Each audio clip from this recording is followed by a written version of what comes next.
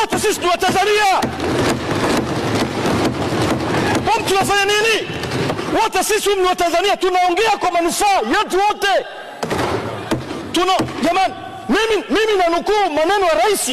Unanyuka unasema tusiongee viongozi wa zamani. Tumuongee nani? Shetani wa zamani? Tumuongee nani? Mungu wa zamani? Tumuongee nani? Tungekuwa sisi tunatawala mngetusema. Na sisi hamwezi kutusema sana kwa sababu hatutawali. Nyinyi ndio mnatawala, tupeni fursa kurekebisha. Na hapo ndio pa kusemea. Nataka niamini. Na rais tuliye naye ni mzalendo. Nataka niwe na hiyo assumption. Rais tuliye naye anapenda watu.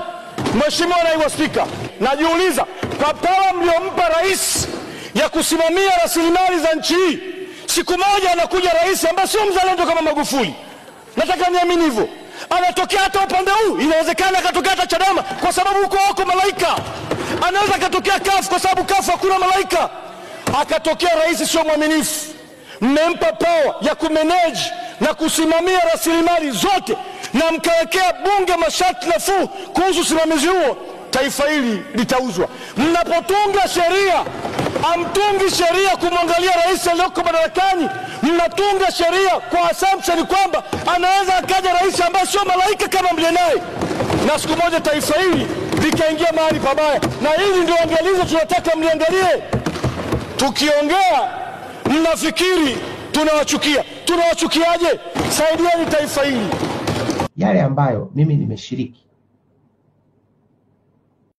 kwa dhamira njema na sasa yanatumika vibaya, na kila sababu ya kuomba samahani.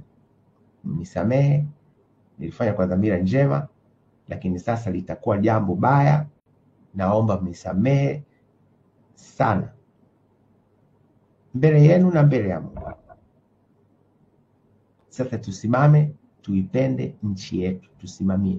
Hakuna kwenda kwenye uchaguzi mpaka tumezungumza. Watanzania wote tusimame pamoja, tuseme hakuna uchaguzi mpaka tumezungumza. Mkiacha kuendelea, mmeliwa. I have played my part. Nimetimiza wajibu wangu kuwaambieni. Mkienda mnashiriki kiini macho.